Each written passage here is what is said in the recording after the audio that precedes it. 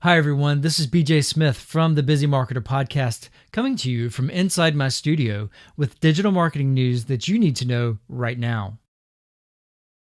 Today's story comes from my friends over at Facebook. They have changed their newsfeed once again, and in this case, I applaud their effort because they are actually doing something to get rid of spammy looking headlines, which I absolutely hate. There are marketers out there who are screaming their heads off because they don't like this change, but in my opinion, it's going to put better quality content in front of our customers, in front of the users, and get rid of some of the people who, let's say they're giving marketing a bad name. They're attacking what they're calling clickbaiting.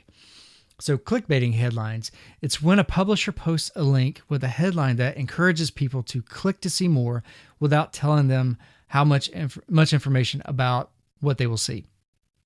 This is actually from Facebook, and they posted in their press release a sample of a clickbaiting headline, which reads, "You'll never believe which two stars got into a fight on the red carpet last night. Click to find out which starlet they were fighting over." What does that really tell us? For all I know, it's Popeye and Bluto, whatever the guy's name. Fighting over olive oil. We know that they always fight over olive oil. What's new there?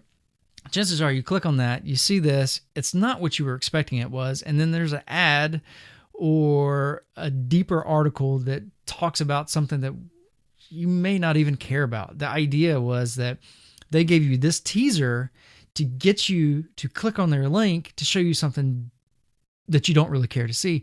And that's because the content is so bad that they have to almost lie to you to get you to, go over there. So first off, if you're doing that, shame on you.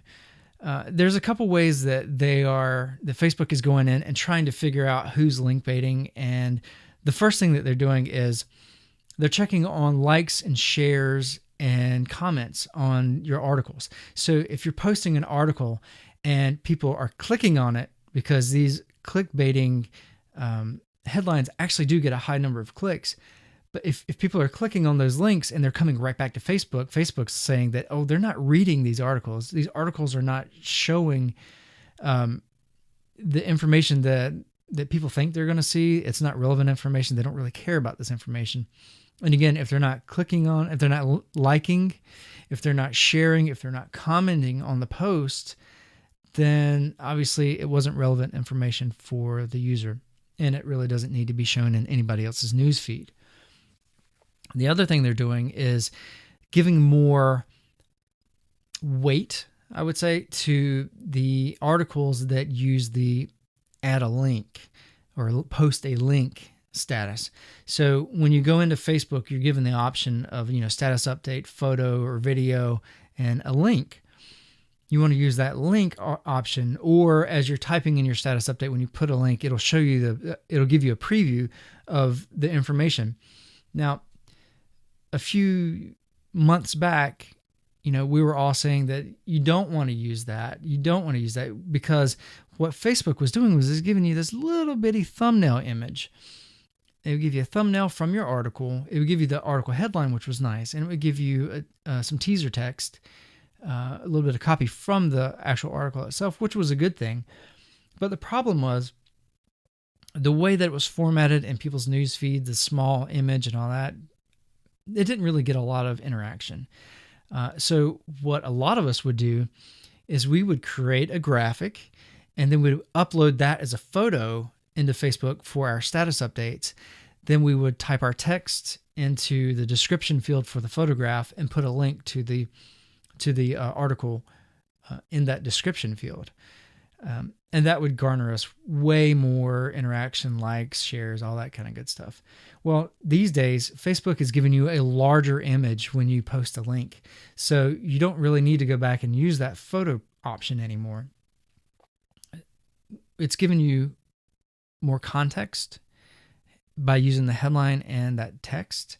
So people really know what they're getting into. They know what they're clicking on.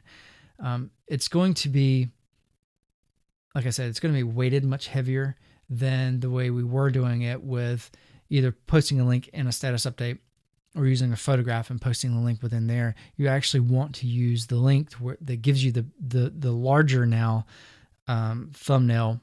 I guess it's not necessarily a thumbnail anymore, but the larger picture, the headline, and the text link.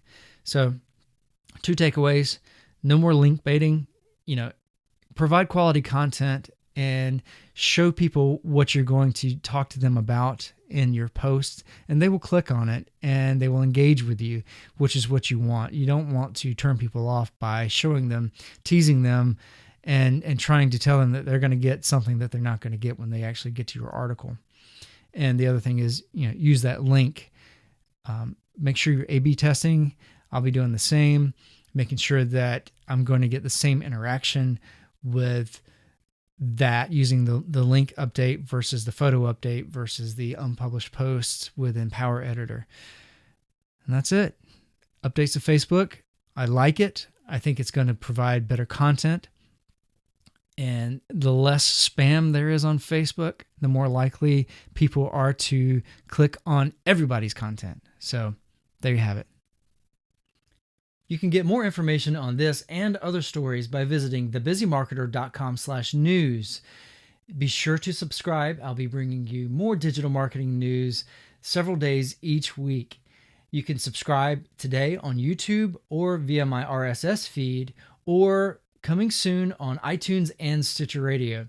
Also, be sure to check out the Busy Marketer podcast. That's my weekly show where I interview the best and the brightest minds in digital marketing.